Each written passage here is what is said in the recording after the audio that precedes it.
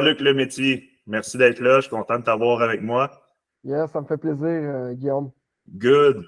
Je suis content de te recevoir aujourd'hui parce que, en fait, pour moi, tu le sais peut-être pas, mais dans mon parcours, tu as été quelqu'un qui m'a quand même ouvert les yeux, du moins, à un monde que je connaissais plus ou moins. Dans le temps où j'avais un brand de vêtements, j'étais passé te voir à ton bureau à Terrebonne, dans le quartier industriel. Ouais. Puis, j'avais débarqué là un peu à l'improviste, puis je cherchais des réponses à des questions que j'avais au niveau de mon développement d'affaires et tout. On avait eu un bon meeting. Tu m'avais parlé aussi que tu avais eu un brand et tout, fait que ça m'avait beaucoup inspiré. C'est sûr que pour moi, ça a été une première ouverture, je dirais, sur un monde que je connais pas. Je pense qu'il y en a beaucoup qui connaissent pas non plus, fait que ça va être intéressant aujourd'hui de parler de ça. On est les deux du domaine, tu es dans le branding, je suis dans le marketing, donc je pense qu'on risque d'avoir des belles discussions à ce niveau-là. Ça risque d'être riche pour les gens qui s'intéressent à ces deux mondes-là. Donc, je te laisse un petit peu t'introduire au niveau de ton histoire, ton parcours. Moi, je tiens à, comment je pourrais dire ça, à rappeler aux gens que tu es un partenaire aussi d'affaires pour moi. Puis, je pense qu'on est en train d'établir des belles relations aussi pour le futur. Donc, je suis très content de showcase un petit peu la personne que tu es, puis en apprendre un petit peu plus par rapport à toi. Comme j'aime bien le dire, il y a beaucoup de gens qui te connaissent, puis suite à ce podcast-là, ils vont te connaître encore plus. Même chose pour moi, très content d'en apprendre plus. Donc, je te laisse un petit peu t'introduire par rapport à ton histoire, ton parcours, tes origines, puis je te laisse aller là-dessus. Yes, ben, en fait, je suis né à Montréal. Puis ensuite de ça, j'étais un gars qui habitait à Laval, là, très jeune. Puis j'ai fait plusieurs places, en fait. J'ai déménagé beaucoup avec ma mère.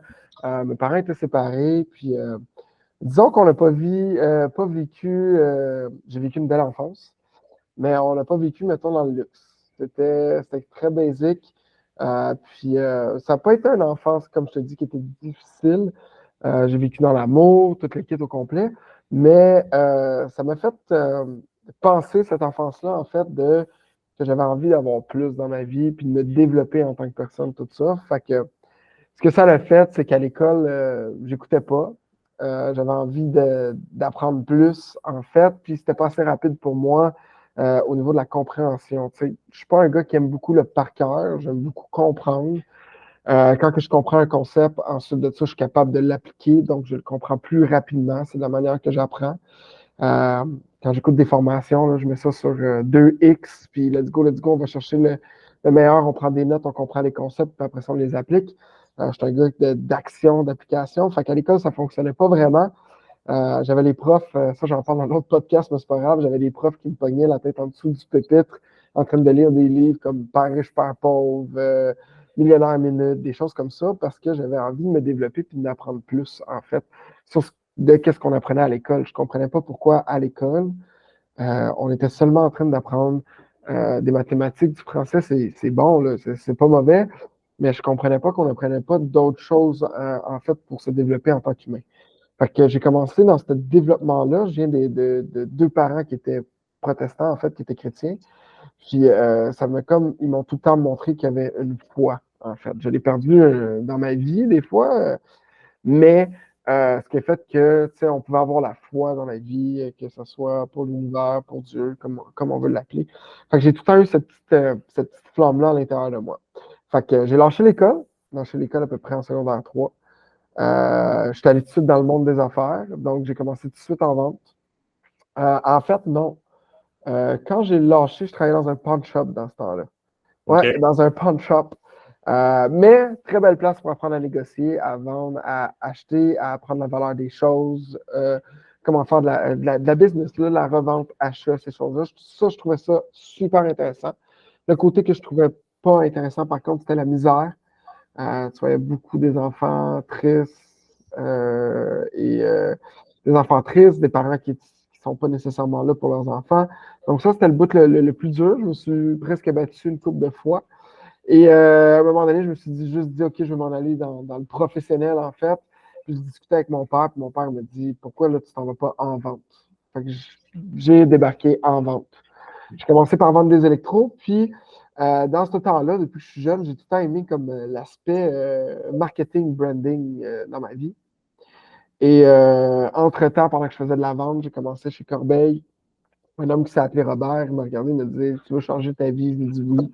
Il m'a dit: OK, good, viens-t'en. Fait que je partais d'un salaire de crève-fin, un salaire, tu sais, c'est pas des énormes salaires, mais c'est très bon. Je faisais quoi, 4 jours semaine, puis je faisais 75 000 là, tu sais, à 20, 21, 22 ans. C'était comme, oh shit, tu sais. Ah ouais, c'est un J'apprenais, gros upgrade, là. c'est ça, puis j'apprenais vraiment la vente dans ce temps-là. Donc ça, c'était super intéressant. Puis je me suis plongé là-dedans à 100%. Entre ça, j'ai étudié le marketing, le branding. J'ai étudié Chris Do, Martin Newmer, toutes les bigs en fait du branding, Stéphane Ouragan. Vraiment partout, j'ai pris des formations, tout ça. J'ai commencé à lire sur le branding, j'ai commencé à écouter des podcasts sur le marketing, j'ai commencé à vraiment prendre des formations en ligne. Puis entre ça, j'ai eu une marque de linge, j'ai lancé des applications, j'ai fait du MLM. J'étais tout le temps dans le fait d'être entre travailleur autonome puis vendeur. J'avais tout le temps le pied de l'autre côté. Puis Ouais. là, tranquillement, j'avais des amis qui me demandaient: Hey, j'ai un brand que je veux faire. Fait que là, je les aidais, je leur faisais des brands, des affaires comme ça. Puis je me suis mis à étudier ça. Puis à la base, ce que j'aimais du marketing puis du branding, c'était à cause de la musique. Moi, je suis un grand fan de hip-hop et ainsi de suite. Et j'écoutais ça et je voyais la différence entre le hip-hop québécois et le hip-hop américain. Et je voyais qu'en arrière du hip-hop américain, c'est sûr qu'il y avait les budgets dans ce temps, qu'il y avait les budgets, puis il y aura encore les budgets en ce moment, mais il y avait toute une équipe marketing derrière ça. Il y avait un brand, il y avait une identité visuelle, il y avait des types de chansons qu'on retrouvait, un rythme, un flow. Tout était pensé, en fait, vraiment. Tout était pensé en Ouais. studio, puis l'équipe marketing aussi pour le déploiement des albums, tout ça. Ça m'a carrément fasciné. Et ce qui m'a fasciné le plus dans le monde de la musique, c'était Drake. Drake qui partait du gars de Degrassi et que maintenant tu penses à Drake et tu ne C'est un penses plus. icône dans le monde. C'est rendu un icône puis tu ne Ouais. penses plus à Degrassi maintenant. Il a eu son album numéro 1 dans les charts de House. Ça, c'est what the fuck, tu sais. Il est numéro 1 dans beaucoup de choses, en fait, dans la musique, puis il se renouvelle tout le temps. Puis il emmène aussi des nouvelles saveurs d'ailleurs aussi, il est capable de les emmener, puis ça s'intègre après ça à la culture. Fait que ça, c'est vraiment un artiste qui m'a fait comme aïe aïe. Puis, bien sûr, il y a eu 50 Cent dans le temps, il y a eu tout ça. C'est ça qui m'a emmené en fait dans le marketing puis dans le branding, qui m'a fait triper là-dessus à la base. Fait que pendant que j'étais en vente, j'ai fait plein de petites compagnies, et ainsi de suite. Puis ensuite de ça, j'ai un de mes amis qui m'a appelé et qui m'a dit: PL, j'ai besoin d'un vendeur en marketing web. Et c'est là que je suis rentré vraiment dans le marketing web. Je voulais avoir ça à un moment donné dans ma vie, puis c'est là que ça allait rentrer. Et à ce moment-là, je m'occupais des ventes là-bas. Ça allait correct, ça allait bien. Puis à un moment donné, ça allait un petit peu moins bien. Puis je suis parti. Je suis revenu en tant que VP là-bas. Et ensuite de ça, j'ai décidé de lancer mon agence de brand. Parfait. Ben écoute, Ouais. il y a beaucoup à uncover ici. Tu m'as demandé, parle-moi un Yes, peu de ça. yes, C'est pas mal yes. ça. Ben, c'est parfait. Écoute, merci Ah, d'avoir. Ouais, j'ai oublié vas-y. de le dire, puis ça, c'est la chose la plus importante dans mon histoire. À 20 ans, presque 21, je suis devenu papa, en fait. Fait que, on a commencé la vie, pas d'études, let's go, on se lance, papa, puis toute l'équipe, puis c'est ça. J'imagine que ça a dû être une source de motivation Ah, assez forte d'avoir une fille. ouais, Félicitations d'ailleurs. Puis 100%. on voit ça aussi, ta relation avec elle, à travers ce que tu partages et tout. Puis moi, je tiens à te féliciter parce que je trouve ça très beau en tant que futur Merci. parent. Je trouve ça inspirant de te voir développer une belle relation comme ça. Je tenais à te le dire ici. C'est complètement fou, ça passe vite. Ma fille, elle a rentré au secondaire cette année, là. Fait que, wow. Bravo, bravo. Puis, écoute, laisse-moi revenir un petit peu sur la portion école, parce que pour moi, l'école, c'est une thématique qui revient aussi dans mon parcours, que je trouve qui vaut la peine de décortiquer un petit peu ensemble, étant donné qu'on semble avoir eu un petit peu la même impression.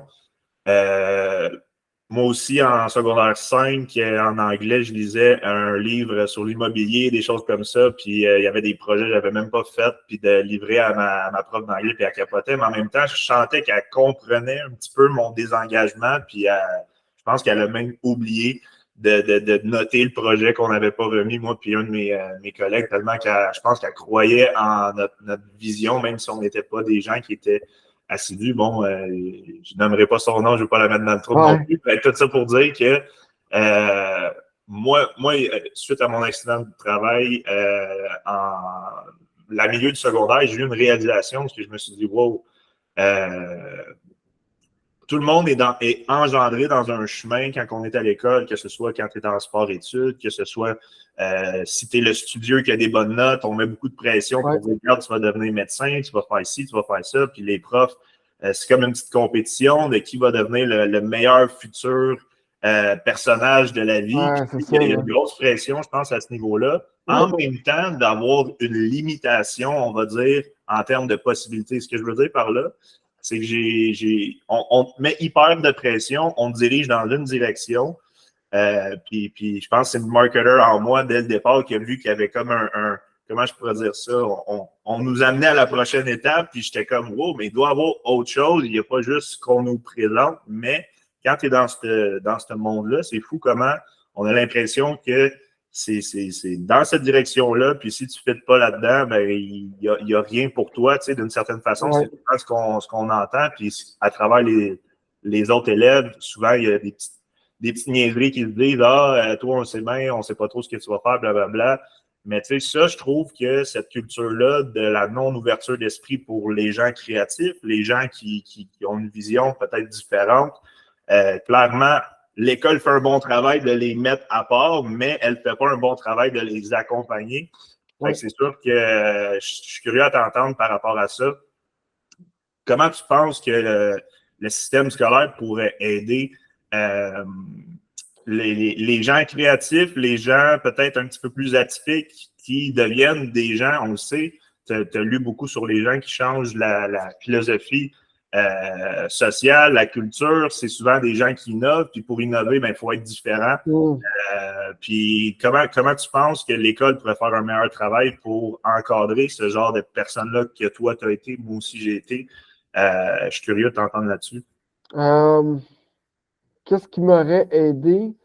C'est qu'il y a beaucoup de choses qui n'en sont comme pas, je peux dire, présentées, comme quoi tu peux vraiment devenir un entrepreneur. Je rajouterais des cours aussi, là, comme comment lancer une entreprise, comment devenir un artiste reconnu ou whatever, parce que je pense qu'il y a beaucoup de choses désuètes à l'école. Ça fonctionne pour beaucoup de monde. C'est correct. Il n'y a aucun problème. Je vois souvent des gens qui vont chialer, par contre, sur mais à l'école, on n'apprend pas à s'aimer, puis toute l'équipe. Moi, je me retire là-dessus parce que c'est pas à l'école de nous le montrer, c'est à nos parents, premièrement. L'autre chose aussi, c'est que oui, je mettrais en place, en fait, pour pouvoir innover dans cette école-là, je mettrais en place, en fait, des professeurs, j'appellerais ça quasiment des professeurs de terrain, qui sont soit des entrepreneurs, des artistes aguerris, qui ont comme X nombre de temps à l'école qui peuvent venir passer, et d'encadrer ces élèves-là, d'en montrer les possibilités de ces choses-là. Mettons, moi, on me parle de mathématiques. À l'école, j'aurais aimé ça qu'on me parle de mathématiques, de chiffres et d'argent. À quoi ça va servir, la comptabilité, la fiscalité, un peu, qu'on comprenne les bases à l'école pour partir dans la vie, en fait, parce qu'on ne parle pas comment que les impôts fonctionnent, on ne parle pas comment s'enrichir dans la vie, ces choses-là, ce qui serait intéressant. Mais c'est normal, l'école, ça vient vraiment de loin et c'était pour quelqu'un qui allait on prenait les gens puis on les formatait à devenir des employés directement. C'est bon pour un certain type de personnes qui veulent ça dans leur vie, mais pour tout ce qui est entrepreneur, artiste, malheureusement, on est toutes des têtes un petit peu dans les nuages aussi. On pense à des projets, on pense à plein de choses, parce que l'artiste et l'entrepreneur, c'est deux créatifs, en fait. Puis, on n'est pas encadré là-dessus. On n'a pas, des fois, le cerveau qui fonctionne pareil. Donc, un meilleur encadrement au niveau des projets. Bon, ben, pourquoi il faut que tu apprennes le français? En fait, on va te préparer des textes pour la business, quand tu rejoins des compagnies, des choses comme ça, whatever, que tu comprennes vraiment le concept en arrière de ça pour que tu puisses l'apprendre et Je trouve qu'il y a beaucoup de choses peut-être qui sont pas utiles à l'école, puis qu'en même temps que c'est super utile pour plein de gens, mais ça dépend de ta démarche, où est-ce que tu t'en vas. Mhm. Et de se concentrer un petit peu plus à l'école sur qui tu es. Là, je parle pas d'apprendre, mais juste de comprendre qui tu es pour vers où tu vas aller. Parce que on s'entend qu'il y a beaucoup de monde qui ont des métiers, qui n'aiment pas leur métier, qui sont pas bien, ils le font pour le cash. Faire Ouais. pour le cash, c'est plus que je ne sais pas c'est quoi le pourcentage, je ne l'ai pas calculé, on peut aller voir sur Google, whatever, mais le pourcentage que tu es au travail à comparer de t'es dans ta vie de tous les jours, je pense qu'il est énorme. Fait que tu n'as pas le choix à un moment donné d'aimer un petit peu qu'est-ce que tu fais ou trouver une façon d'aimer qu'est-ce que tu fais. Sinon, tu n'aimes pas ta vie. Là, tu vis pour l'argent, en fait. Là, 100% d'accord avec toi. Puis je pense que cette culture-là, à l'école, clairement, elle est mise de l'avant beaucoup.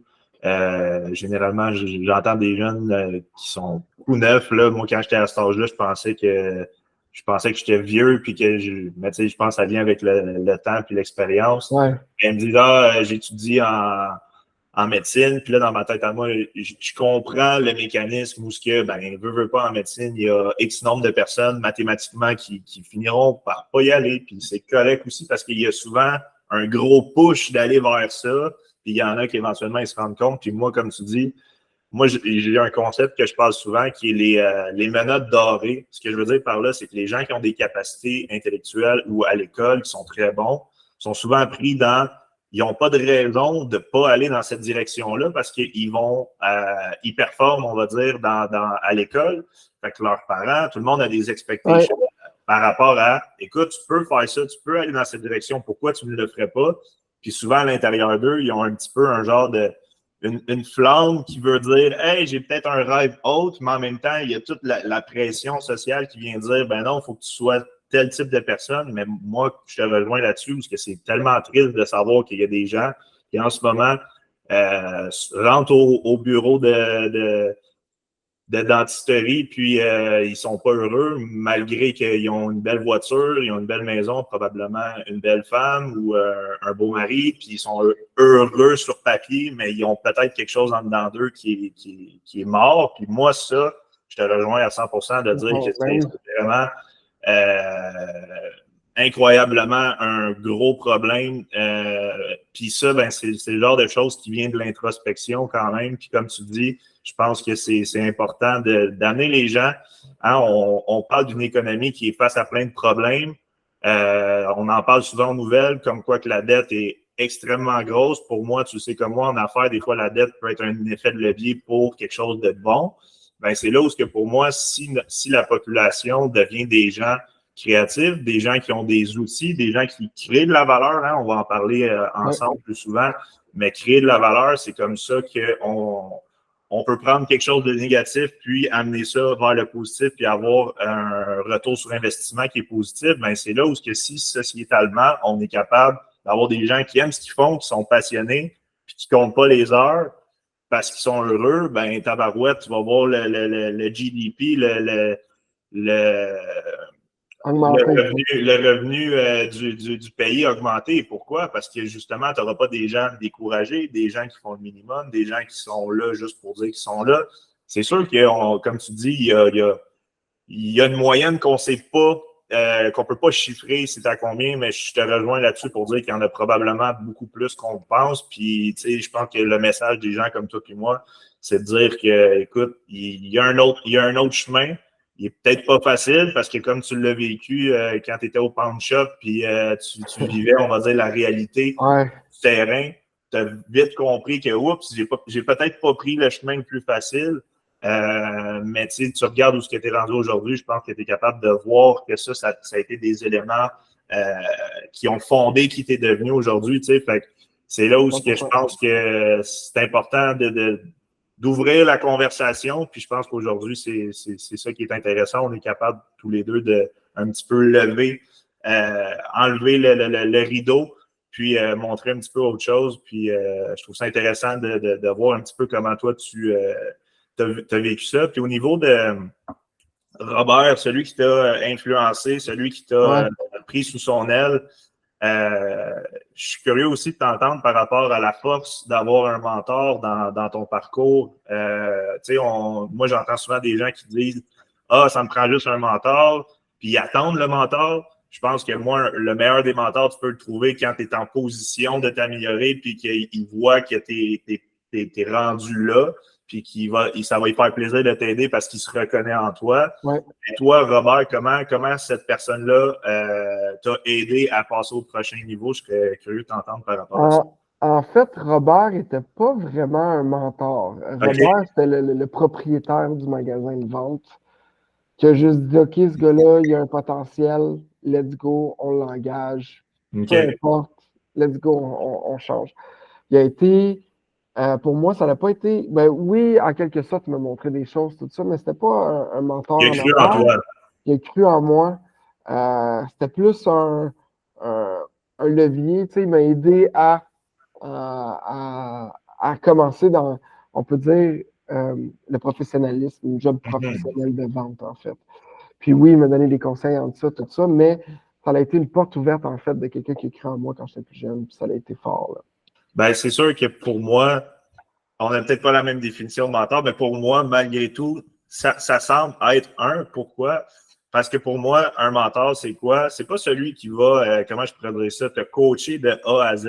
Mais il va être là dans des moments stratégiques pour t'ouvrir la porte quand c'est le temps, puis de donner l'opportunité. Peut-être, comme tu dis, ça a été quelqu'un qui a juste donné l'opportunité, puis tu l'as pris, puis il a cru en toi. 100%, je suis d'accord avec toi. Mais ce genre de personnes-là, je pense, dans la vie des gens qui prennent un chemin alternatif, c'est des personnes stratégiques qui, justement, comme tu l'as dit, le mot-clé, c'est quoi? Ils ont cru en toi. Puis je pense que la meilleure façon que des gens te donnent des opportunités puis croient en toi, tu le sais comme moi, c'est soi-même croire en soi. Puis c'est là où, comme tu disais tantôt, l'importance de croire en soi. Tu as une fille, tu es maintenant parent, tu as eu des parents qui t'ont appris ça à travers leurs croyances, mais à travers qui ils étaient. J'aimerais ça t'entendre par rapport à la confiance en soi, puis comment tu perçois ça dans le chemin vers le succès. Je pense que la confiance en soi, on ne l'a pas tout le temps au départ. Je pense que ça se bâtit très bien. La première des choses, c'est ton identité. C'est quoi l'identité que tu te donnes dans ta tête? Est-ce que tu te donnes comme une personne lâche? Est-ce que tu te donnes comme une personne qui est sportive, quelqu'un qui est un entrepreneur aguerri? C'est quoi l'identité que tu te donnes dans ta tête, en fait? C'est sûr qu'au départ, si dans ta tête, tu trouves que t'es... Là, je parle pour quelqu'un qui n'a pas confiance en lui. Je te donne un exemple, un homme qui est petit. Un homme qui est petit, c'est peut-être pas tout le temps le premier choix d'une femme ou quoi que ce soit, tu sais. Mais si tu te répètes ça dans ta tête, puis tu es un homme qui n'est pas grand, qu'est-ce qui va se passer? C'est que tu vas perdre confiance en toi. Tu t'identifies à quelqu'un qui est petit. Et ensuite de ça, va découler d'autres choses. OK, quelqu'un qui est petit, pas attirant, rien, ainsi de suite. Mais c'est la même chose dans toute l'identité que tu vas te donner dans ta vie. Exemple, tu es quelqu'un qui n'est pas sportif et tu t'identifies comme quelqu'un qui n'est pas sportif, mais tu sais qu'il faut que tu fasses du sport et tu ne vas pas faire du sport. Ta confiance va toujours diminuer dans tes actions. Et pas dans tes actions, mais quand tu ne fais pas les actions qu'il faut, mais qu'est-ce qui arrive, c'est que ta confiance n'augmente pas. Souvent, pour augmenter sa confiance, je pense que ce qui est important, c'est de s'identifier à qui qu'on veut être. Donc, si tu veux être quelqu'un de sportif, dire que tu es quelqu'un de sportif, commencer à passer à l'action. Si quelqu'un qui veut lancer une business, de dire que tu es un entrepreneur qui passe à l'action et de passer à l'action. Chaque petit pas va faire que ça va augmenter ta confiance. C'est tellement important la confiance. Si tu veux accomplir des choses ou ces choses-là, ça change ton énergie, ça change la façon que tu parles, ça change de la manière que tu rencontres les gens, ça change comment tu rentres le matin au bureau, ça change de comment tu te lèves, et ainsi de suite. Fait qu'il faut que tu builds ta confiance. Je pense que c'est une des affaires. Puis une des clés, c'est dans les actions et de t'identifier à qui tu veux être. Tu commences maintenant à t'identifier, puis ensuite de ça, tu fais les actions que tu dois poser pour augmenter ta confiance. Tu sais, c'est tout le temps, puis de ne pas avoir peur du rejet aussi. Tu sais, ça, c'est super important. La confiance, là, quand tu te lances en affaires ou quand, même dans la vie de tous les jours, il faut que tu apprennes, lis des livres, tu peux avoir n'importe qui, mais apprends à avoir confiance en toi. C'est ça qui va t'ouvrir 100%. les portes. C'est ça qui va t'ouvrir les portes. 100%. Puis il y a quelqu'un, j'étais vraiment choyé la semaine passée ou l'autre d'avant. il y a quelqu'un qui m'a appelé et qui m'a dit, écoute, t'es quelqu'un qui, pour moi, je considère beaucoup au niveau confiance, avancement, ambition, toutes ces choses-là. Puis il m'a appelé, il m'a dit, écoute, il y a telle et telle chose que je fais que j'ai pas envie de faire, mais je continue de faire. Puis on a eu une grosse discussion par rapport à, il dit, tu sais, qu'est-ce que je peux faire? Parce qu'en ce moment, on dirait que je suis en train, oui, je travaille beaucoup, mais on dirait que j'ai pas de direction dans ma vie que j'aime. C'est comme si c'est robotique, tout. Puis là, ben, tu sais, j'ai posé des questions. J'ai dit, regarde, y a-tu telle et telle affaire que tu veux pas dire ou que t'as pas accepté? J'étais allé profond en premier. Après ça, j'ai dit, finalement, tu sais, écoute, moi, si j'étais toi, j'ai donné un petit conseil. Autant que la semaine, à l'autre podcast, on a parlé de l'importance de l'effort physique pour changer ses habitudes. Mais je savais que c'était une personne qui était déjà active à ce niveau-là. Fait que j'ai dit, regarde, moi, je te connais, je sais un petit peu que tu es déjà fort physiquement. Moi, si j'étais toi, sachant que tu as un travail en construction, parce que des fois, les coworkers, ils peuvent dire des bonnes blagues, mais c'est pas là que tu vas grandir nécessairement en tant que personne. Ouais. J'ai dit, moi, pendant que je travaille, si j'étais toi, j'écouterais des audiobooks. Puis, tu sais, si tu veux, je peux t'envoyer une liste qui va t'aider à tranquillement changer un petit peu ta perception des choses. Parce que, comme tu dis, avant les actions vient l'identité. Puis, si l'identité est un peu remplie de mauvaises, on va dire, de mauvais feedback que tu as eu du monde, ou ce que des fois, on entend une personne qui dit hey, t'es un ci, t'es un ça. Ouais. Ça part de loin, hein? Ça part de loin, Ça part puis de l'enfance. ça peut vraiment venir brouiller ton identité, comme tu dis. Puis c'est là où, que pour moi, une des meilleures façons de rentrer du bon input, ben, c'est de regarder, comme tu le dis, lire des livres, écouter des audiobooks de gens qui ont réussi puis qui ont sorti un peu de cette mauvaise identité-là qu'on traîne avec nous des fois, qui vient de loin, comme on l'a dit. Puis c'est un début, je pense, qui mène éventuellement à l'action parce que tu peux pas passer à l'action si, comme tu dis, tu n'as pas l'identité. C'est là où c'est intéressant parce que le branding, c'est un petit peu ça aussi, tu sais. Fait que c'est vraiment intéressant. On a tous j'appelle ça un brand in.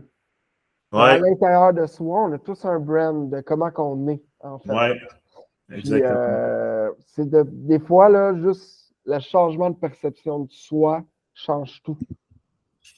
Le changement de perception de soi peut tout changer. Effectivement. Puis j'en parlais aussi avec ma copine le pas long. Je disais comme quoi qu'au secondaire, j'avais une pause où j'étais arrivé, puis ça allait plutôt bien niveau branding. Puis après ça, à un moment donné, j'avais senti une baisse, on va dire, je sais pas, de reconnaissance externe, on va dire. Puis tout d'un coup, ma tête faisait en sorte que mon identité changeait négativement. Puis à un moment donné, j'ai comme réalisé, je dis, wow, je suis en train de me taper sa tête par rapport à quelque chose qui est peut-être même pas vrai. Je suis juste en train d'overthink une situation. Puis la pression sociale, oui, est forte, on la ressent tous, mais je me dis, hey, what about, je redeviens la personne que j'étais pendant que je ne me souciais pas de ce que le monde pensait, qui faisait en sorte que les gens étaient un petit peu plus attirés vers moi en termes de personnes parce qu'ils sentaient que j'étais un peu désengagé de cette réalité-là sociale. Fait que c'est fou comment que, au moment où tu réalises que notre cerveau, des fois, il nous amène à creuser vers le bas, puis la seule façon qu'on peut changer ça, c'est juste de dire hey, chaque jour, on peut se lever puis créer une nouvelle réalité. Parce que tout ce que tu as fait dans le passé, demain est un autre jour. Puis si tu décides d'être aujourd'hui une personne qui se lève à 5 heures du matin pour aller courir, puis aller s'entraîner, puis écouter un audiobook, ben légitimement, tu deviens ce genre de personne-là parce que tu as une preuve que tu l'as fait. Ça ne prend rien qu'une fois pour dire hey, j'ai confiance que je suis capable de refaire cette action-là, je l'ai faite une fois. Ce qui veut dire que tranquillement, il y a ce cercle positif-là qui commence, puis le cercle positif, il peut être négatif aussi. Oui, 100%, hein, tu sais, comme l'effet placebo, il fonctionne des deux côtés. Exactement. Puis, je suis curieux de t'entendre aussi par rapport à, il y a un concept par rapport à ça, je pense, qui est dangereux. Ce que je veux dire par là, c'est qu'il y a il y a la confiance, il y a l'identité, il y a, on va dire, l'optimisation de soi, puis il y a en anglais, delusion, là, être délusionné. Oh my Je God. pense que c'est un piège qu'il faut faire attention de ne pas tomber dans. Je me raconte une histoire qui est là pour m'aider à avancer, mais je ne fais pas d'action, mais je continue de me raconter juste pour me sentir bien. Qu'est-ce que tu penses par rapport à cette nuance-là qui est fine? La ligne est fine entre les deux, mais qu'est-ce que tu penses de ça? Je trouve que c'est tellement un bon sujet, qu'est-ce que tu apportes là, parce que tu as des gens. OK, je donne un exemple, qui tombent dans la spiritualité puis dans le développement personnel, OK? Mais ces gens-là, en fait, ils ont vraiment beaucoup de trauma. Au lieu d'aller soigner leur trauma à la base, soit avec des professionnels ou des choses comme ça, ils embarquent dans ces concepts-là avec leur trauma. Et il y a tellement de phrases sur Instagram qui disent des choses, mais si tu n'es pas bien dans ta tête, ça peut aller plus pire pour de vrai si tu commences du développement personnel. Je te donne un exemple. Quelqu'un que ça dit enlève toutes les personnes négatives de ta vie, OK? Là, tu tombes avec quelqu'un qui est genre ultra. Comment je peux expliquer? Attends, c'est vraiment fou. Tu tombes avec quelqu'un qui est ultra pas bien dans sa vie, qui veut se développer, mais qui a comme des problèmes mentaux, on va se dire, OK? Ouais. Et là, ça dit enlève les personnes qui sont mauvaises dans ta vie. Puis là, il y a des personnes avec qui enlèvent, que c'est vraiment nocif, que c'est toxique. Puis là, il se met à ôter des gens qui font juste dire des amis proches qui font juste dire un petit commentaire, ou des fois sont négatifs. Ou genre, juste des petites affaires de même, il se met à enlever ça de leur vie directe. Mais ils n'ont pas compris le sens de qu'est-ce que c'est vraiment ôter ces gens-là. Ou tu as des gens qui vont tomber, mettons, qui sont spirituels, qui vont dire qu'ils sont spirituels, et que dans leur move du day-to-day, ne sont pas spirituels, mais vont le dire. Mais ils ne le sont pas dans leurs actions et tombent dans un ego spirituel extrême. Là, ils commencent à dire plein de choses. Oui, mais moi, je suis dans le soleil, dans la lumière. Puis en fait, tu les regardes aller, puis tu es juste comme, wow, qu'est-ce qui se passe? Ils font du mal alentour d'eux. Ils font pas le bien alentour d'eux. Fait que, c'est super intéressant ta question parce que. Attends, c'était quoi au complet ta question? En fait? Ce que je disais, c'était vraiment le danger de tomber dans une illusion qu'on se raconte pour continuer à penser qu'on est dans la bonne direction, mais dans le fond, c'est juste un scénario qu'on se fait pour pas affronter, comme tu dis, les traumas, le fait qu'il y a plein de choses qui sont à changer. Puis tu sais, on parle de ça, puis pour tous les gens qui se sentent un peu visés ou qui vont éventuellement avoir une réalisation par rapport à ça, je tiens à dire que moi, puis probablement toi, j'ai passé par là parce que je pense que ça fait partie du parcours, mais tabarouette, quand tu es dedans, tu as l'impression, tu n'as pas l'impression d'être dedans, puis c'est ça qui est dangereux, puis c'est pour ça que j'en parle autant avec, comment je pourrais dire ça, de précision, c'est que le sujet, on le connaît, on a eu des belles discussions, toi puis moi, hors caméra, c'est des sujets qu'on aime bien, mais quand tu tombes dans le rabbit hole, tu peux rapidement devenir une personne que tu ne pensais pas être capable de devenir, puis tu te réveilles un peu plus loin, puis tu te dis « Wow, qu'est-ce qui s'est passé? » Je te laisse là-dessus. Mais en fait, OK, c'est bon, on est à bonne place. En fait, moi, je l'ai vécu aussi dans le début quand j'ai commencé à comprendre le développement personnel, que je pouvais devenir meilleur. Là, il y a plein de nouveaux concepts, il y a plein de choses que tu imbriques à l'intérieur de toi. Puis à un moment donné, tu penses que tu as la recette magique, puis que presque tu es le meilleur, tu sais. Mais en fait, non, ferme ta gueule, écoute les gens, sois présent pour eux autres. Tu as plein d'affaires à apprendre encore. Certains concepts que tu comprends mal, que tu comprends pas, que tu lis. Puis avec les années, ben, tu sais dans quoi que tu les apprends, les vrais concepts? C'est avec les claques à la gueule. C'est avec quand tu as les deux pieds sur le terrain, quand tu les vis, c'est là que tu fais Ah, c'est ça qu'il voulait dire, en fait. Donc là, calme-toi avec tes quotes Instagram, tu sais, que tu n'as jamais vécu. En fait, j'en ai des quotes Instagram quand je les ai compris dans ma vie, là, pour de vrai. Mais tu sais, calme-toi avec tes comptes Instagram que tu comprends même pas ce que ça veut dire en fait, puis tu l'as pas fait. Parce que moi, je l'ai vécu, je suis tombé dans cet ego-là de me dire Ah, yeah, wow! Puis je suis tombé aussi dans un autre pattern dans le temps quand j'étais plus jeune, que tout le monde devait devenir entrepreneur. J'étais comme Hey man, t'as pas compris la vie, il faut que tu sois un entrepreneur. Là, j'emmerdais le monde avec ça pour de vrai à un moment donné, je pense. J'emmerdais le monde. Mais en fait, non. T'as pas besoin. Il y a des gens qui aiment ça, travailler leur 9 to 5. Ils sont heureux là-dedans. Ils arrivent du travail. Ils se cassent pas la tête avec ça. Ils sont avec leur Il y a famille. Ils quelque sont chose de contents. beau là-dedans. Là. Je peux pas Mais mentir. aussi, Ouais. nous autres, de notre bord, on n'a jamais fini de travailler. On Non, travaille 24 heures c'est sur ça. 24 dans notre tête. En tout cas, bref, il y a une grosse affaire Ouais. comme ça. Fait que, oui, il a tombé dans cet ego-là, dans cette chose, dans cette illusion-là, tu l'as bien dit.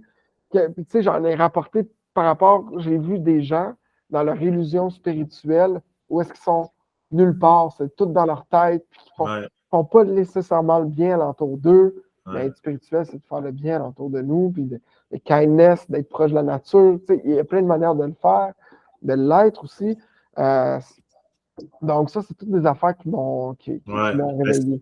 Ça me fait penser un peu aussi à la personne qui m'a parlé. Puis après ça, j'ai dit, tu sais, je suis allé vite à lui dire, écoute, fais attention parce que là, je me suis arrêté, je me suis dit, OK, j'ai voulu lui dire, fais attention de ne pas tomber dans ce piège-là, mais en même temps, je pense que l'humain tel qu'il est, tu sais, moi, je compare ça aux gens qui s'entraînent. Quand tu t'entraînes, le monde qui commence à s'entraîner, ils prennent plein de photos, puis ils sont vraiment sont craqués.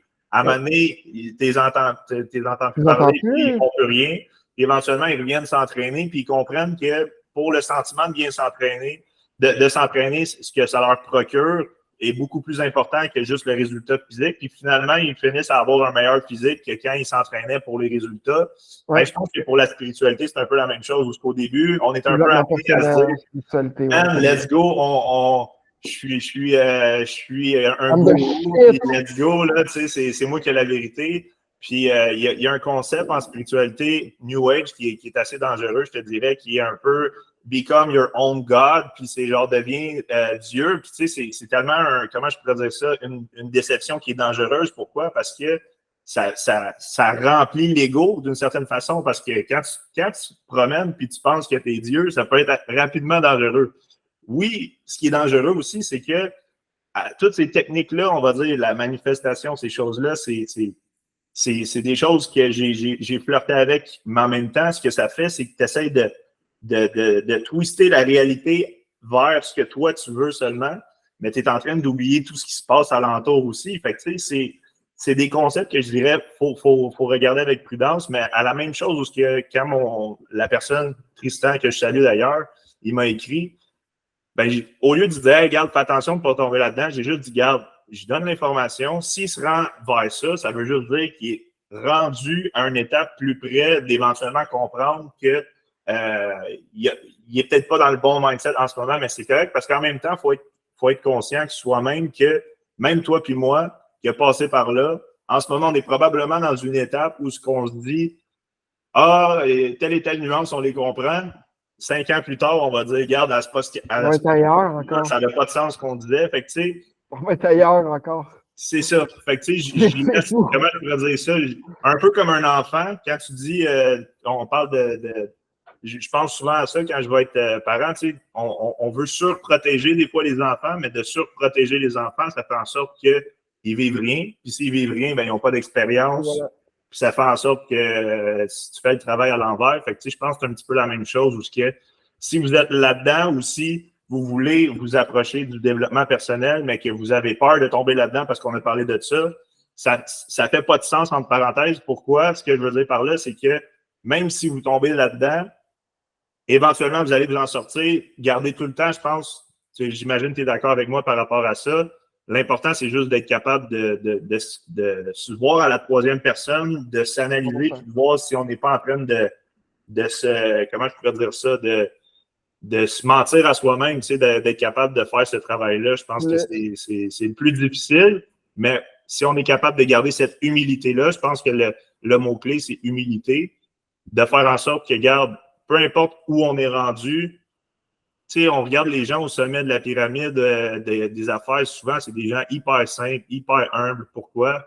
Parce qu'eux autres, toutes comment je pourrais dire ça, les power trips, ils les ont eu, puis éventuellement, ils ont compris qu'ils vont aux toilettes à la même place que tout le monde, puis ils vont partir quand leur temps va sonner aussi. Là, tu sais. 100%, tu sais, puis t'amènes des super de bons points par rapport à ça, tu sais. C'est super intéressant, puis il y a tellement méthode dans le développement personnel, des méthodes et des méthodes et des méthodes, ben, c'est de trouver la sienne, en fait. C'est ça que je comprends. À un moment donné, tu veux faire 6 méthodes en même temps. C'est de trouver comment que ta machine fonctionne aussi, en fait. Tu sais. Exact. Fait que, ouais, c'est super Puis, intéressant. j'aimerais ça t'amener sur un sujet qui est l'étymologie. Ouais. Je sais que dans le branding, ben, ça commence souvent d'un nom. Hein. Je me suis déjà retrouvé dans mes débuts. Bon, je me lance. Puis là, ben, OK, c'est quoi le nom de l'entreprise? Puis on a souvent un gros blocage à ce point-là. Puis en même temps, l'étymologie, tu m'en as parlé souvent comme quoi que tu es vraiment intéressé à aller au fond du sens des mots. Fait que j'aimerais ça Ouais. t'entendre un petit peu par rapport à ça, puisque ça découle dans le branding. Ben, en fait, l'étymologie des mots, c'est le sens des mots, ce qu'ils veulent dire vraiment et de où ils viennent. C'est super intéressant quand tu prononces des mots, en fait. Des fois, tu ne sais pas nécessairement qu'est-ce que ça veut dire, en fait. Fait que c'est tout le temps intéressant d'aller prendre un mot et de savoir vraiment c'est quoi le sens de ce mot, en fait. Puis moi, ce que je trouve intéressant là-dedans, c'est que souvent, ça va donner une nouvelle puissance au niveau, je peux dire énergie, au niveau quand tu vas utiliser ce mot-là. Il y a un meaning en arrière beaucoup plus puissant. Et je trouve que c'est intéressant parce que de la manière de communiquer, les mots, quand on discute, ces choses-là, c'est une énergie. Hein? Fait que ça veut dire quelque chose. Il y a un pourquoi que ça s'écrit de cette façon-là. Fait que moi, ce que je vais faire souvent avec mon agence de branding, on va, quand on va faire, mettons, des noms d'entreprise ou ces choses-là, on va aller vérifier. Écoute, c'est tout un long processus. Là. Des fois, c'est long de trouver un nom. Là. Mais on va aller étudier l'étymologie des mots. Qu'est-ce qu'on pourrait aller chercher? On pourrait aller chercher la phonétique, quel sens qu'on veut donner, qu'est-ce qu'on veut que les gens filent, et ainsi de suite. Puis, j'invite tout le monde à juste des fois checker. Regardez le mot que vous utilisez le plus dans votre vocabulaire, à comprendre pourquoi vous le dites tout le temps. Qu'est-ce qu'il veut dire, en fait? T'sais. Comme, je donne un exemple. Dans la Bible, on dit le mot âme. OK? Mais on sait que la Bible, elle a été traduite elle était en grec et en hébreu. OK? Mais le mot âme dans la Bible, dans différents paragraphes qui est écrit, si tu regardes le terme âme en hébreu de sa vraie signification qui était dans la Bible, qui était écrit en hébreu, tu as 5, là je ne peux pas les dire les 5, mais tu as 5 niveaux d'âme. Donc, quand tu la lis en français ou en anglais, il parle de l'âme, soit ton âme de corps, soit ton âme du souffle, soit ton âme du cœur, et ainsi de suite. Ça devient encore plus intéressant, ça donne le sens des phrases est différent. Donc, des fois, d'aller chercher des étymologies, c'est là qu'on comprend encore mieux. Puis, c'est un exemple que je donne comme ça. Ça vient, comme tu dis, rajouter une couche de profondeur parce que souvent, ce qu'il faut comprendre, je pense, c'est que dans les traductions, il y a une dilution, en fait, du sens des mots. Je pense que c'est principalement le message qui est essayé de transmettre, c'est dans cette dilution-là, ben, si on est capable de se rapprocher de la source de ce que ça voulait vraiment dire, ben, le message, on le comprend vraiment. Puis même chose pour toi avec une entreprise. Si on comprend vraiment ce que le mot qu'on utilise envoie comme impact dans la culture, parce que quand je regarde un petit peu ce qui est en arrière de toi comme tableau, les grandes marques, le iconic, tout ce qui est le rap avec la culture Drake, ce que tu parles, je pense que tu as une bonne conscience de avant que toute cette machine-là de branding puisse se rendre en fin de ligne où ça fonctionne, il y a il y a un travail de précision à avoir pour être capable de disperser un message qui a de l'impact. Puis des fois, tu sais, quand on parlait de phonétique, de noms qui sonnent à l'oreille, tout ça, c'est super important dans les brands, tu sais. Si tu regardes le film de McDonald's, qui est juste là, on le voit ici, à la fin, le propriétaire de McDonald's, qui est un des frères, il demande pourquoi vous avez gardé notre nom, vous avez gardé le concept. Il dit est-ce que tu aurais vu que ma compagnie s'est appelée Crocs Burger? Il dit non, McDonald's. McDonald's. Tu vois, c'est une phonétique, c'est un nom qui veut rien dire, qui est un. Ben, sûrement, il faudrait que j'aille voir qu'est-ce que ça veut dire au fond. Mais non, on n'y va pas avec ça. On y va avec qu'est-ce qu'on entend, la phonétique du mot McDonald's. Ça sonnait big directement. Ouais. c'est fou à quel point que ça peut.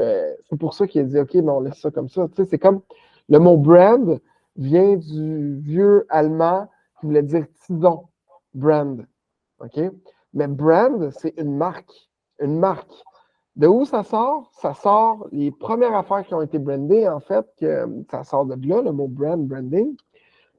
C'est quand les gens avaient du bétail, les fermiers ou ces choses-là, puis ils prenaient un fer, tison, ils prenaient un fer, puis ils mettaient leur nom dessus parce que c'était leur bétail.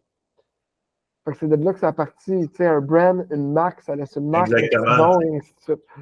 Fait que c'est toutes ces affaires-là qui deviennent super intéressantes. Ouais. Puis aussi, j'imagine, exemple, que cette personne-là revendait sa viande par la suite, ben, quand on sait que ça vient de telle marque, ben là, il y a un sentiment de confiance, il y a un gage de On qualité. commande de lui. C'est ça, exactement. Fait que, tout ça, c'est ultimement lié, puis c'est fou de voir d'où ça vient. Puis moi, je trouve que c'est, tu sais, il y a un concept que je trouve vraiment intéressant de ne pas oublier, c'est qu'il fut un temps où les États étaient plus puissants que tout. Ce que je veux dire par là, c'est que les pays contrôlaient beaucoup de choses, mais là, on est rendu dans une ère où les entreprises, avec leur logo et ce qu'ils représentent, ont des fois des revenus qui dépassent certains pays. Oh, Quand on pense à ça, c'est fou parce que ce qu'on est en train de dire, c'est que dans le fond, une entreprise, c'est l'équivalent d'éventuellement avoir du pays. C'est spécial à dire, mais c'est quand même une réalité où on regarde en politique ce qui influence beaucoup notre politique interne, peu importe dans quel pays on est. Les entreprises ont un gros mot à dire, fait que c'est fou quand même de voir qu'à la base, quand on part de ça, ça peut aller loin parce que quand, exemple, j'imagine vous avez des gens qui viennent vous voir, ils ont souvent, encore une fois, une identité pas à la hauteur de ce qu'ils sont vraiment. Puis j'imagine que vous êtes là aussi pour les accompagner à dire non, regarde ce que tu as, c'est ce que ça représente. Puis là, tout d'un coup, ils se disent ouais, OK, fait que tu sais, j'imagine qu'il y a cette dynamique-là aussi avec vos clients où vous les aidez un peu à retravailler leur identité, autant externe, mais interne, puis avec leur culture d'entreprise, j'imagine que c'est des choses que vous parlez beaucoup pour les aider à aller beaucoup plus loin que des fois comment je pourrais dire ça, moi je le vois souvent avec certains clients, ils ont fait les choses de telle et telle façon, puis un coup qu'on arrive en meeting avec eux, ils ressortent de là, puis ils se disent « Wow, man, j'ai quelque chose peut-être de plus intéressant que je pensais, puis tu sais, on n'est pas là. » C'est pas une façon de leur vendre, c'est juste une façon de leur faire comprendre que, regarde, il y a plein d'opportunités alentour de toi que tu vois peut-être pas, puis on est là pour t'aider à les voir, tu sais. 100%. Puis on est là pour ça aussi. Là. Tu sais, les gens viennent nous voir, que ça fait 10, 15, 20 ans qu'ils sont en affaires. Ils ont une entreprise qui roule, ça a fonctionné parce qu'ils ont fait des ventes, ils ont fait du porte-à-porte, ils ont fait leurs affaires. Tu sais, dans le départ d'une entreprise, c'est pas tout le temps. À part dans vraiment les business de produits, ça te prend un bon brand. Là. Mais quand on parle de compagnies alimentaires qui offrent des services, des produits comme de cette façon-là, tu n'es pas obligé d'avoir le meilleur brand au début. Tu as un représentant qui va sur place, qui vend, puis les gens connectent avec le représentant, ce qui est le brand du représentant, qui représente la compagnie qui est un brand. Fait que tu as moyen de faire de l'argent au départ avec ça. Mais à un moment donné, quand j'ai des entreprises, ça fait 15-20 ans qu'ils sont en affaires, ils sont comme attends là. Là, on a des compétiteurs que les gens recherchent sur Internet, qui regardent sur Facebook, sur Instagram, qui ont de l'air 10 fois plus gros que nous autres. Puis on est aussi gros qu'eux autres. Ça fait aucun sens. Mm-hmm. Puis là, avec les années, avec tout ça, avec l'évolution du brand, l'évolution des compagnies, mais là, maintenant, tu arrives sur place, tu veux avoir de l'air d'aussi gros que ton compétiteur. Tu veux avoir une image à la hauteur de tes ambitions. Fait que, on a des compagnies, ça fait 10, 15, 20 ans qu'ils sont en affaires, qui viennent nous voir et disent OK, là, on est prête. Là, pour vrai, il faut qu'on déchire notre compétition. Il faut qu'on soit aussi big qu'eux autres. On l'est aussi big, mais il faut que notre image reflète qui qu'on est. Puis ensuite de ça, on refait site web, on refait leur culture d'entreprise, même à l'interne, pour quand on va faire leurs médias sociaux, ils ont besoin d'une bonne communication qui les représente. Sur leurs documents, ils ont besoin d'une nouvelle communication aussi pour qu'il y ait de l'air aussi big que les autres, parce que les autres font ce processus-là de devenir une entreprise avec une identité cohérente et qui donne envie juste de la regarder, de la lire, donne envie de faire affaire avec eux. On crée une histoire, on crée une mission, une vision, des valeurs avec eux, leurs promesses. On vient vraiment créer l'identité, on crée une personnalité, un brand, comme si c'était un être humain, en fait. Fait que souvent, les compagnies, ça fait 15-20 ans qu'ils font ça.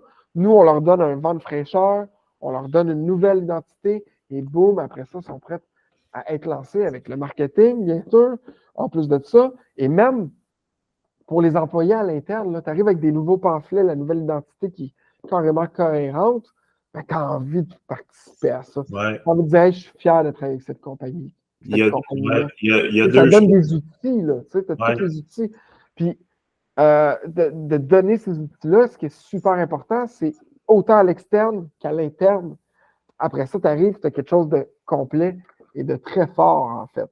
Si tu regardes Apple, là, c'est une compagnie qui vient toucher dans ton cerveau une zone de la religion.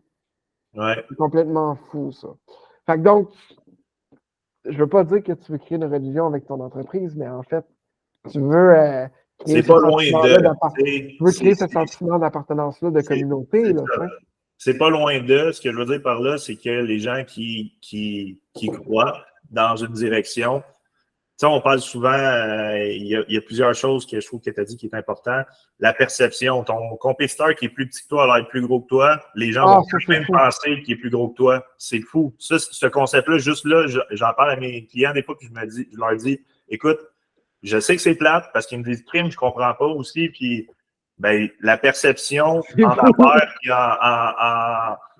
en marketing, c'est la réalité. C'est plate à dire parce que la réalité peut être créée, mais ce qui veut dire qu'il faut faire attention parce que justement, si, moi, je leur dis tout le temps, si vous êtes meilleur qu'eux, puis vous le savez que vous êtes meilleur qu'eux, ben, vous devez vous devez prendre les moyens parce que si vous gardez ça pour vous, puis même moi, en tant que personne, je me suis toujours dit, je vais rester tranquille, je ne vais pas me mettre de l'avant, nanana. Éventuellement, je me suis dit, regarde, j'ai un message à partager, il faut que je me mette de l'avant, je vais le faire, puis il n'y a pas de raison pourquoi je ne le ferai pas.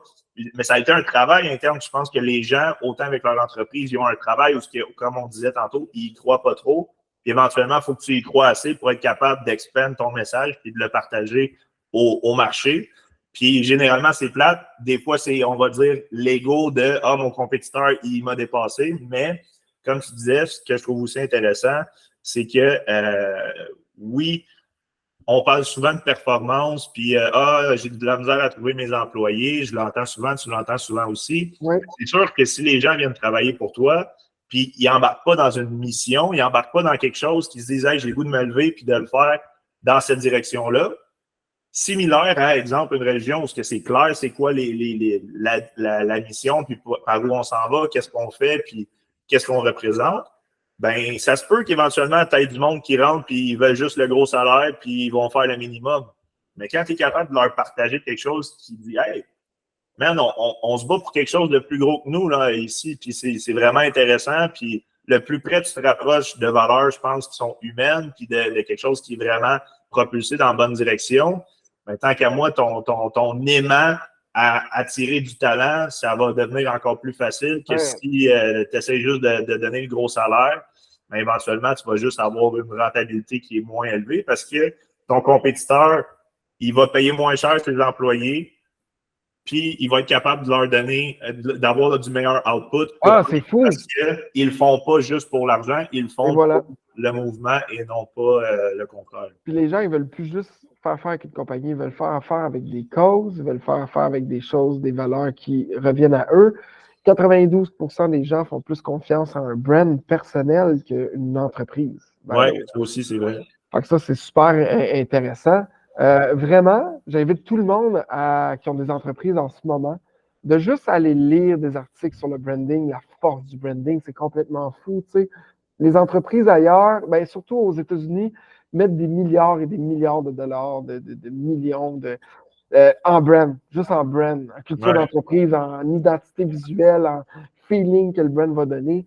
C'est des grosses étapes dans une entreprise, puis c'est beaucoup d'éléments où est-ce qu'il faut que tu étudies, que tu crées aussi, qui est important. Là. Des entreprises comme McDonald's, Mastercard, Lay's, Google, Dior, on peut en nommer plein, Pepsi, Coca-Cola.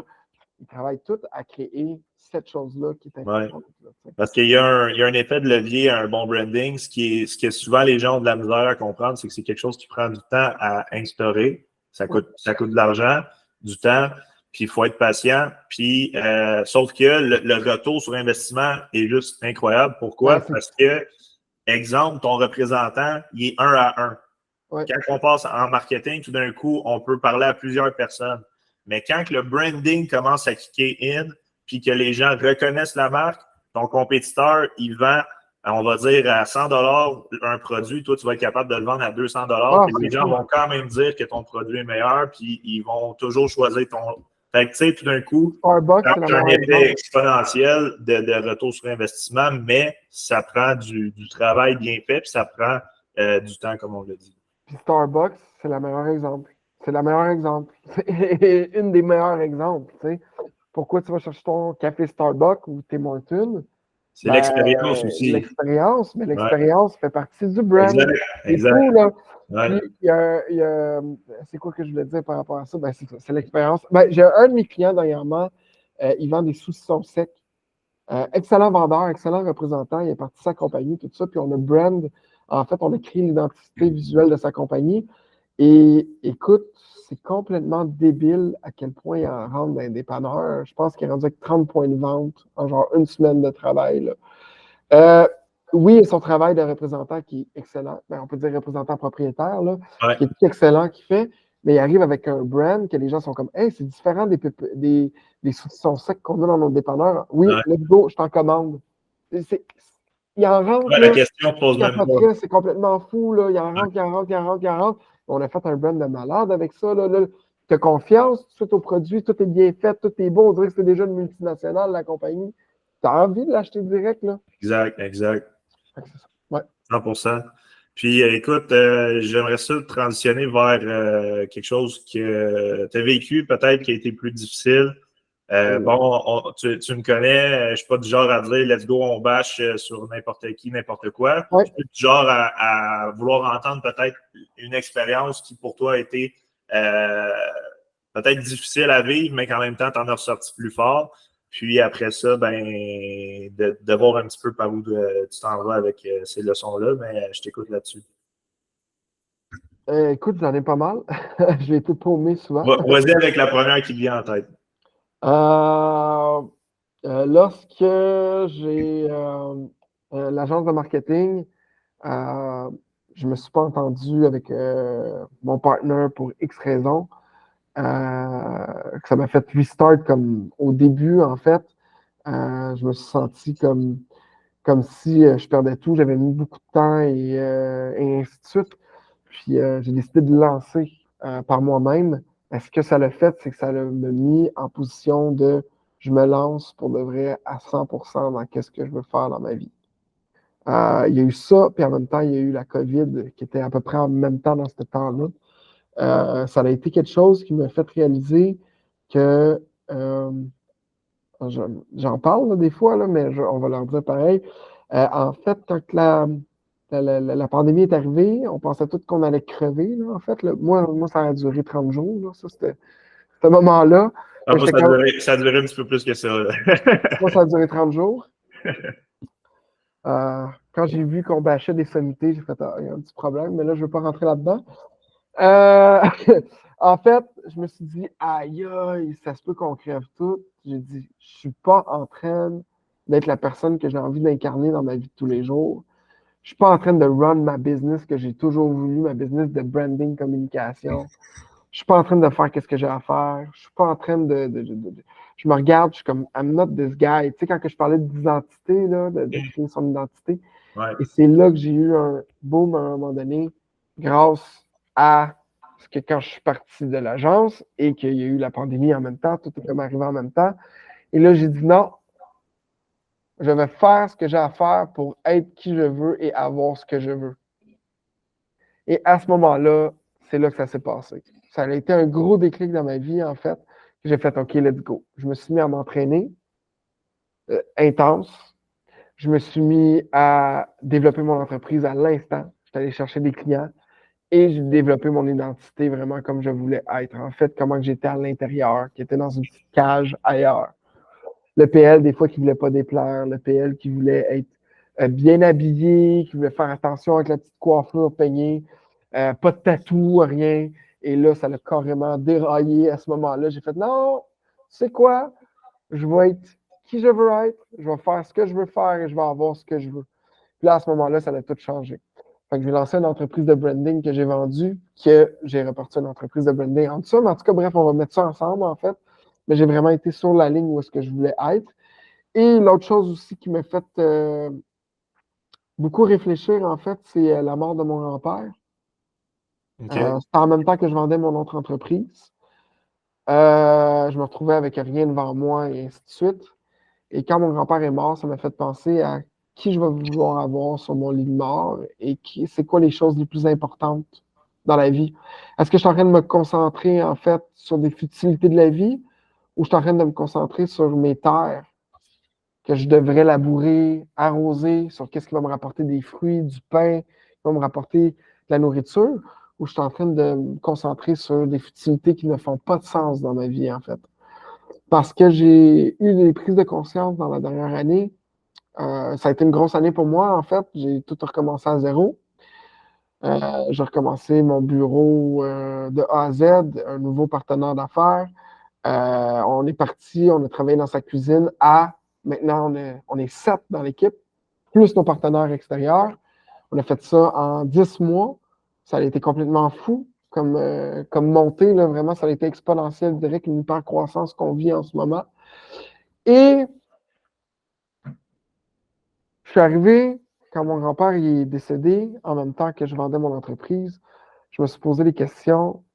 Est-ce que, parce que tu sais, c'est quelqu'un de la famille qui est proche, de perdre ça, tu te poses des questions de dire, quand je vais être sur mon lit de mort, est-ce que je suis en train de me concentrer sur des futilités ou je me concentre sur l'essentiel qui est bon, qui va me rapporter dans ma vie personnelle et qui va rapporter dans ma communauté, en fait? Ouais. Ça, il y a un proverbe dans la Bible qui parle de ça. Je ne lis pas nécessairement ma Bible au complet, tout ça. C'est Moi, c'est un livre rempli de sagesse. 100%.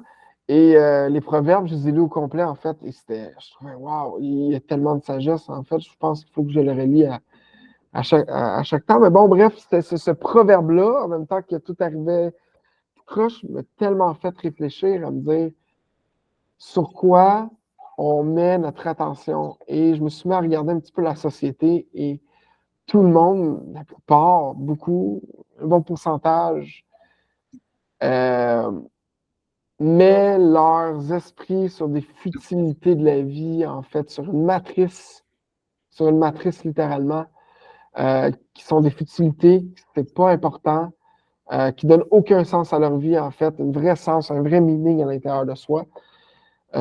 Puis ça m'a fait tellement réfléchir là-dessus, ça a changé une partie de la vie de me dire il faut que je sois concentré, que je focus sur les choses qui sont bonnes, une bonne morale, les bonnes valeurs, les bonnes personnes autour de moi.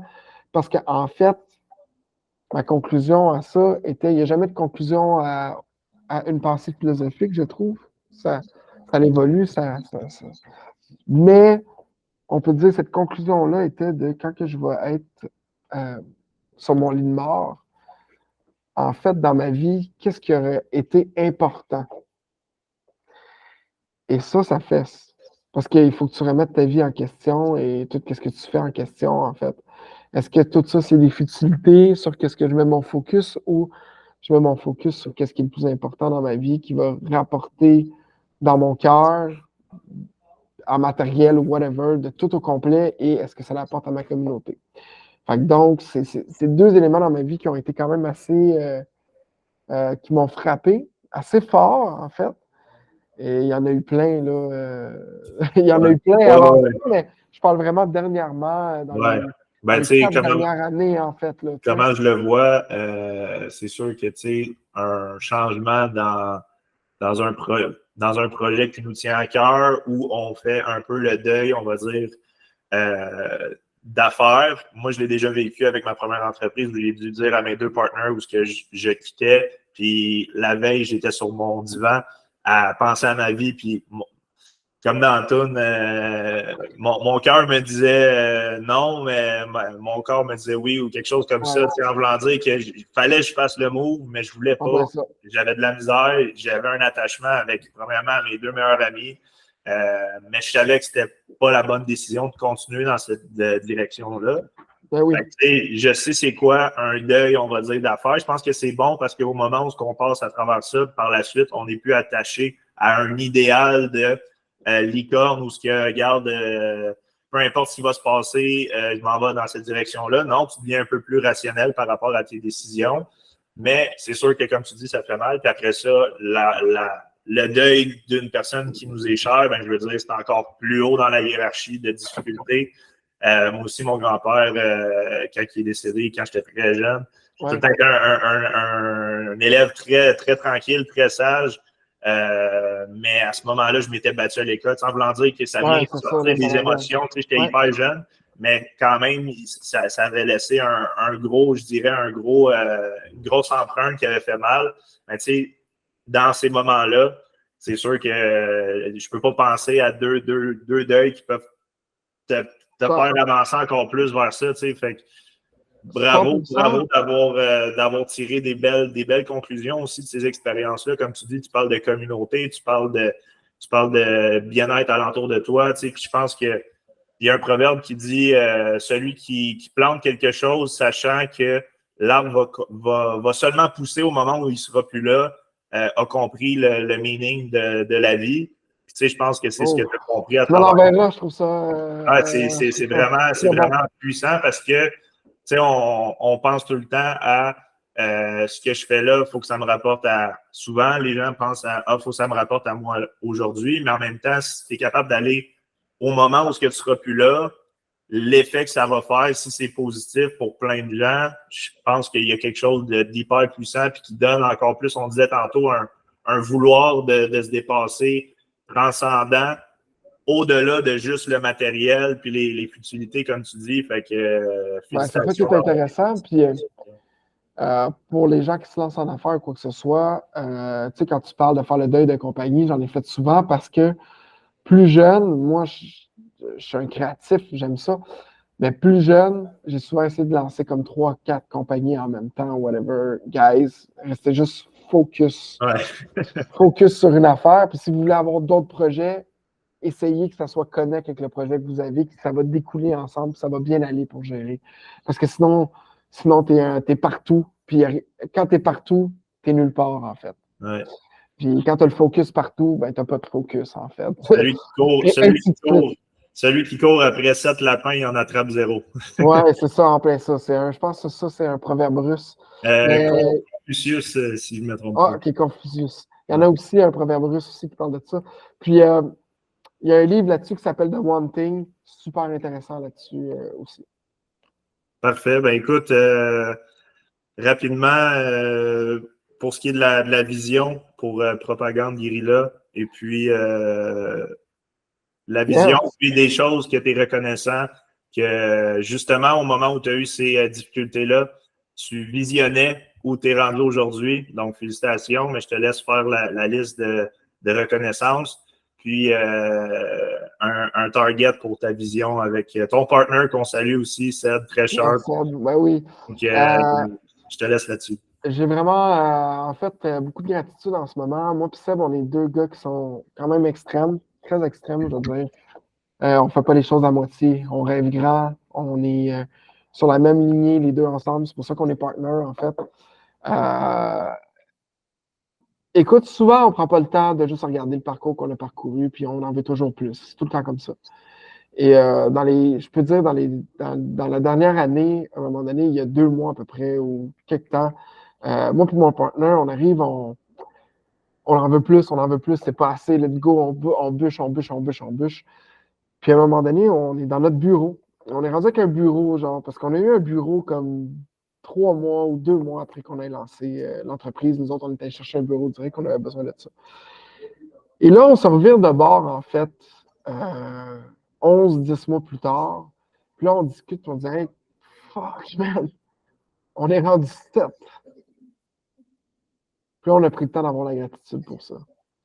Puis souvent, en tant qu'entrepreneur ou whatever, on prend pas le temps de regarder ça. On est tout le temps dans le flow de l'action. Quand on parle dans le flow de l'action, tu as des employés, tu as les RH à gérer, tu as les ventes, tu as ci, tu as ça. Tu as vraiment une liste complète à gérer de A à Z, de la comptabilité, tout. La DA, les ventes. En tout cas, bref, on peut en dire plein, là, tu sais. Puis, on prend pas le temps de juste se virer de bord, faire Hey, j'ai fait du chemin, en fait, ça va bien, en fait. Puis, je veux vraiment prendre le temps d'avoir cette gratitude-là, d'avoir une entreprise en hyper-croissance, en pleine croissance, pour avoir des employés qui sont extraordinaires. J'aime pas dire vraiment le mot employé. Pour moi, c'est des partenaires. On est là, on s'entend bien, on a du fun aussi à l'entreprise, on a du plaisir, on travaille ensemble. Fait que, un petit moment de gratitude pour ça et toutes les entreprises et tout ce que j'ai fait avant qui m'ont donné l'expérience que j'ai aujourd'hui et toutes les claques sur la gueule que j'ai pour avoir de l'humilité, je pense, là-dessus. Et pour qu'est-ce qui est de propagande, en fait, on va s'en aller vers une agence vraiment de communication. On s'appelle Propagande Guérilla, donc propagande, faire de la propagande, donc propager le message. Et guérilla pour marketing guérilla, en fait, du marketing guérilla, c'est que tu fais du marketing, whatever, ou qu'est-ce que tu vas faire. Donc, l'agence va vraiment grossir, on va rajouter des services et on a une vision d'avenir assez optimiste et assez, je peux dire, gros. Fait qu'on est en train de mettre les pas en place, en fait, pour vraiment offrir une panoplie de services qui va aider les gens à avoir un brand cohérent et ensuite de ça propulser leur image. Merveilleux. Ben écoute, Yes, merci d'avoir partagé ça avec nous. Tu me ça fait connais. plaisir. Échec, succès et champagne. On a parlé Et un petit voilà. peu difficile. On a parlé du succès que tu as et que vous envisionnez aussi. Pour moi, Champagne, Guillaume Champagne-Thibault, Marketing Champagne, Yes. le symbole du succès, de la célébration, même si je ne bois plus, ça reste pour moi un symbole qui est puissant.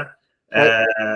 Donc, j'aimerais ça savoir un petit peu pour toi et Seb et ton équipe de partenaires. J'aimerais ça savoir qu'est-ce qui va être le moment où le champagne va être popé puis vous allez vous regarder en étant fier d'un milestone que vous allez avoir accompli. Je t'écoute là-dessus. Je te dirais pas mal quand on va avoir nos bureaux avec toute la structure qu'on veut. On va sûrement le popper avant, mais on va le popper avant, c'est sûr. Mais le vrai popage de champagne, je vais appeler ça La comme bonne ça, avec bouteille, là. la bonne bouteille avec la fête. On a un projet, en fait, commercial en ce moment qu'on veut faire à peu près, je te dirais, dans les années à venir. Et on a hâte de pouvoir le concrétiser. Ça va devenir avec une panoplie de services qui sont connectés, en fait, à Propagande Guérilla. Tu sais, quand je disais de ne pas lancer 1000 compagnies ensemble, mais si tu as des idées de pouvoir les rassembler ensemble pour que ça Ouais. puisse flower ensemble, en fait, nous, c'est là que je pense qu'on va popper ça comme du monde quand on va être rendu là. Bon, ben c'est parfait. Je vous le souhaite. Puis je suis pas mal certain que ça va être quelque chose qui va se passer. Puis si ça ne se passe pas, c'est parce qu'il va y avoir autre chose d'encore mieux qui va se Et passer. voilà, 100%. Bravo à vous tous pour la belle équipe. Merci, Encore merci une beaucoup. fois, moi, je le rappelle, on a toujours eu des belles discussions. Aujourd'hui, Ouais. je pense qu'on a livré la marchandise pour les gens qui vont nous écouter. J'espère que tout le monde va l'avoir apprécié autant que moi je l'ai apprécié. Merci de ta présence. En finissant, j'aimerais ça savoir un petit peu pour les gens qui nous écoutent, comment ils peuvent te rejoindre, comment ils peuvent regarder ce que tu fais, comment ils peuvent prendre un rendez-vous avec vous, prendre un bon café avec l'équipe. Je te laisse un petit peu la place pour ça. All right. Donc, comme on a parlé, en fait, mon agence, c'est Propagande Guérilla. Donc, vous pouvez aller nous rejoindre directement sur propagandeguérilla.com. On a notre site web, vous pouvez voir nos réalisations, ces choses-là. Et aussi, nous avons Facebook, Instagram, Propagande Guérilla. C'est aussi simple comme ça pour nous rejoindre. Et pour les gens qui me suivent, je pense que mon nom va être écrit. Vous pouvez me trouver sur Facebook, Pierre-Luc Lemetti. Vous pouvez me trouver sur Facebook et sur Instagram, c'est PL Metti, mon compte, PLMETTI. Je commence à vraiment mettre beaucoup de contenu sur mes affaires. On parle de brand, de développement personnel, des choses qui m'intéressent dans la vie, en fait. Puis on parle beaucoup de brand aussi.